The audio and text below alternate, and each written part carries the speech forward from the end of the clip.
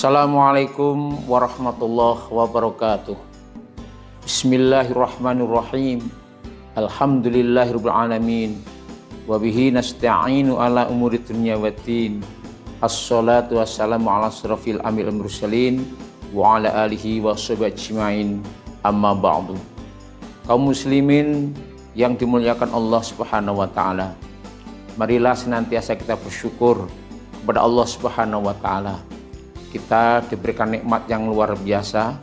Salah satu nikmat adalah nikmat kesehatan, sehingga kita bisa menjalankan ibadah di bulan suci Ramadan tahun ini.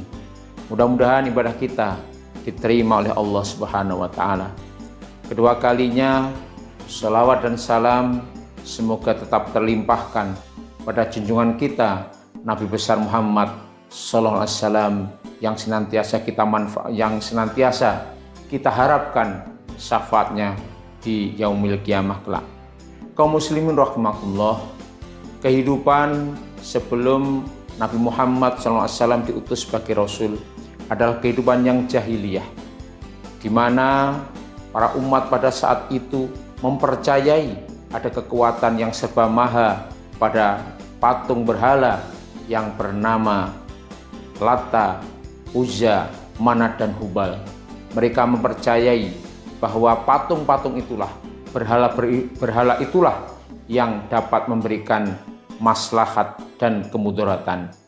Tak ubahnya dengan kehidupan pada zaman nenek moyang kita sebelum agama di Indonesia ini berkembang pesat.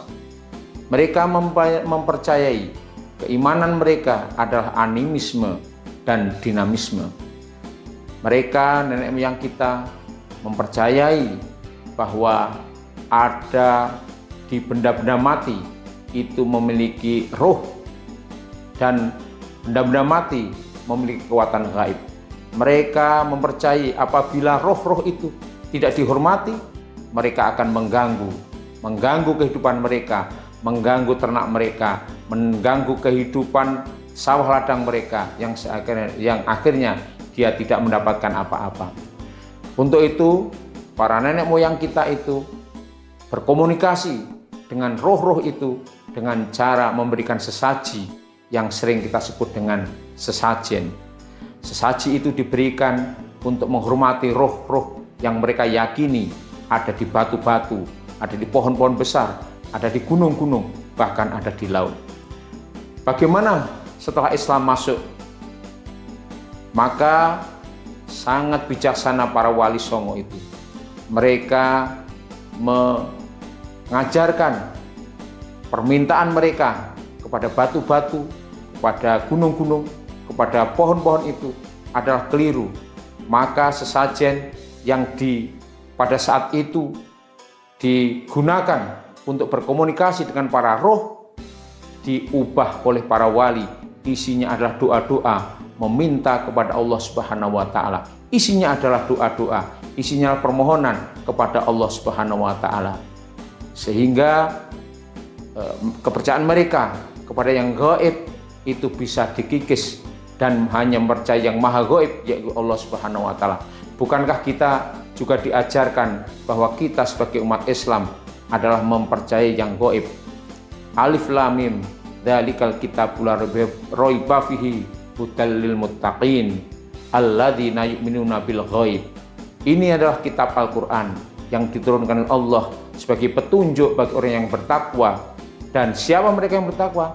Adalah orang yang mempercayai dengan yang gaib. Kaum muslimin rahimakumullah, sesaji atau sesajen yang pada saat itu dipercayai untuk berkomunikasi dengan para roh-roh sudah diganti dengan istilah sejian oleh para wali. Apa artinya? Sejian itu disendirikan untuk dimakan, tidak bersama-sama, tapi dimakan nanti. Ini mengajarkan kepada kita bahwa kita tidak boleh tamak terhadap makanan. Bukankah puasa juga mengajarkan bahwa perut kita perlu diisi secukupnya agar kita bisa beraktivitas sebagaimana mestinya? Rasul mengajarkan perut itu diisi menjadi 3 bagian, sepertiga udara, sepertiga air, dan sepertiga makanan. Untuk itu mudah-mudahan sesajen, istilah sesaji yang pada saat itu menjadi komunikasi sudah diganti dengan istilah sejian, artinya dimakan nanti. Kaum muslimin rahimakumullah, apabila kita menjumpai fenomena semacam ini, sudah sebaiknya kita tidak menyalahkan, apalagi mengkafirkan mereka. Kalau kita tinjau, kalau kita lihat para wali mengajarkan pada orang-orang pada saat itu, isinya diganti. Mereka memohon hanya kepada Allah Subhanahu wa taala. Mereka meminta kepada Allah Subhanahu wa taala. Bahkan kalimat la ilaha illallah Muhammad Rasulullah juga ada pada kegiatan ritual pada yang telah diajarkan oleh para wali. Untuk itu, kepada saudara-saudaraku yang tidak menyukai mungkin, jangan sampai kita menyalahkan, bahkan mengkafirkan mereka. Mudah-mudahan kita terhindar dari hal yang musyrik, kita terhindar dari hal yang menyebabkan kita kekafiran. Mari tetap kita berpegang teguh hanya kepada Allah Subhanahu wa taala. Mudah-mudahan apa yang saya sampaikan sekelumit ini menjadi bahan renungan kita dan bermanfaat. Mohon maaf atas kekurangan, mohon maaf atas kesalahan. Saya akhiri, wassalamualaikum warahmatullahi wabarakatuh.